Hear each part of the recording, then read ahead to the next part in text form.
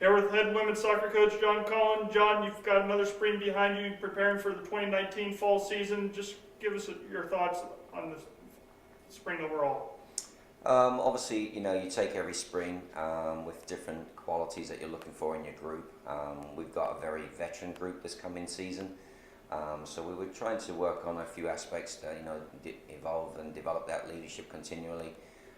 We were very, very pleased about that leadership group and how they led from the front and our attitude towards training, our training itself, our, approach to games and how we really want to, continue to build our identity going into the fall season. So a lot of positives from this spring season. I'm really pleased at how the group responded to some adversity and how they came together strong, and the performances were excellent. But more importantly, our training habits and our work with Perry Costales, our strength and conditioning coach, were very high standards. So that's important for us. Good foundation to go into the summer. Let's talk about improvement from the fall. Fall didn't end as well as you would have hoped, but what did you see this spring that excites you leading into this coming fall? We challenged the team very first day of spring season to get back to championship winning form. That's not an easy thing to do when you miss out on a conference tournament. The easy thing would be to say let's get back to that level of competing in the tournament, but we challenged them to be have a heck of a turnaround, so to speak, and get back to a championship form and title winning contender. So for that to happen, the work's got to be done on a daily basis. The work they've done with our strength and conditioning coach and our athletic trainer, Kat Gallo, as well. Attention to detail, understanding the importance of individual preparation, understanding the importance of putting the work in individually and then collectively, establishing our team identity again. Large part of our focus this spring was winning the ball back quicker, using it more intelligently in the final third, and better combinations going to goal, more awareness of our teammates. So lots of great things. We were able to get some players back that weren't able to play with us in the fall. Get to see Kelly Suggs back. She was monumental for us in the spring, gave us that focal point that we'd missed in the fall season. And then some great evolution of some players.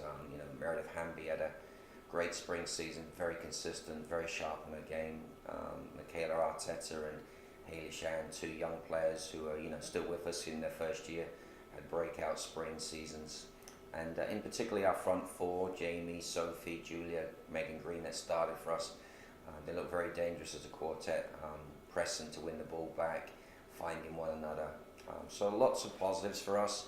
But I think the main thing was just establishing an identity. We want to be a championship level team once again. It takes a lot of hard work, but it takes more importantly individual work on a daily basis. You've touched on some of the individuals already, but how important is it to build that depth in the spring, getting ready for the fall, and seeing other players step up? Yeah, it's crucial. I mean, obviously, like I said, I named some players that we were able to call upon and had great spring seasons, but we also weren't able to call on a few players. Some players were out for different reasons, and some players were out through injury. We lost Riley Orr in the middle of the spring. We weren't able to have Emily Trulove with us for much part of the training. We lost Alyssa Mola towards the back end of the spring. So there were some players that weren't able to get on the field with us, but credit to all those players that weren't able to play in games. I thought they were very engaged. They were learning as the team was training. Their approach to understanding what we were doing was critical but essential, and I thought they did an excellent job of staying really focused on what the team was doing as a whole, and so understanding what their role would be when they get back into the mix. But overall, everybody took steps in the right direction, positive strides, fitness improved tremendously. One of the things I want to give our strength and conditioning coach Perry great credit. In all our games, I thought we finished stronger than the opponent. We looked fitter, we looked hungrier, we got around the pitch better. We were able to sort of sustain some of the pressure that we were using in pressing teams into mistakes. And we scored some late goals in games, which is a sign of a team finishing strong. You touched on this a little bit earlier as well. Senior class is quite large this year, upperclassmen heavy on this year's roster. What does that mean for you as a coaching staff to have that group be able to lead this team and what they've been able to do moving forward? Well, like I said, we've tried to evolve a culture of leadership within the group, not just one or two captains. There's some strong characters in the locker room this year.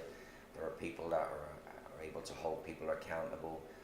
They've been in all sorts of scenarios where they've been a championship winning team and got to a final and then they've missed out. So they've experienced everything, and I think what that group have gone through, from the very highs to the disappointment of the low, is obviously going to help us going forward. That we have veteran leadership that now, have been in all those games and different experiences. Some great, some not so good. But I think for us as a coaching staff, we can look at them and know that they're ready to lead us back to a good season in 2019. Obviously, you got to stay healthy. Obviously, you got to have a good run of health over the summer, and hopefully they all return in good form. But we look around the locker room, and although we have added some exciting young prospects, this team's got a very veteran look about it this season. What's the next steps for this program leading into the end of the spring semester here, getting ready for fall with a strong summer? What's the next steps? Well, we're going through our end of season player evaluations. We're taking our time with those. We're spreading them out over a 3-week period. We met with all the freshmen last week. We've currently meeting with the sophomores this week. And next week it will be the juniors, rising seniors. So we want to meet with each individual player and spend quality time and really have a map out a plan for the summer, identify those that need to be going to summer school.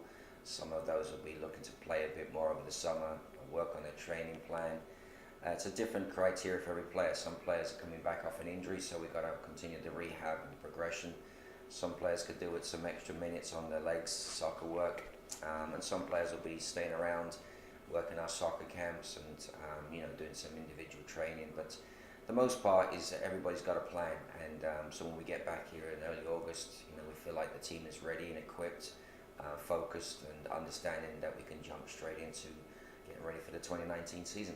All right, John, sounds like another exciting spring, getting ready for the fall. Congrats on wrapping that up, and we'll be catching up with you soon.